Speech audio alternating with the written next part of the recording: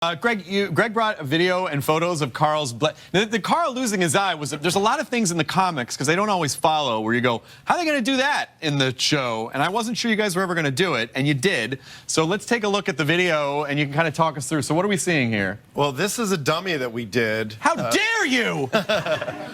Because Rick had to run up and down the street carrying Carl, so we did a life cast of Chandler's face.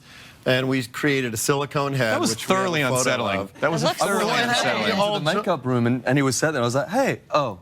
Yeah, it was sitting in the other chair. There's a photo of it right there. There's a photo of the sculpture. And the wound was very important because we talked a lot with Robert about capturing what it looked like in the graphic novel. So what we're saying is that the bullet hit here and sent bone fragments into his eye, and the bullet ricocheted outward. Oh, okay. And that's the dummy as well, once we dressed all the blood on it. So in the shot in the episode, when Carl turns and looks, we did a shot of Chandler, and then we shot this dummy, and we digitally added the wound onto his head so that you could get the depth of the injury.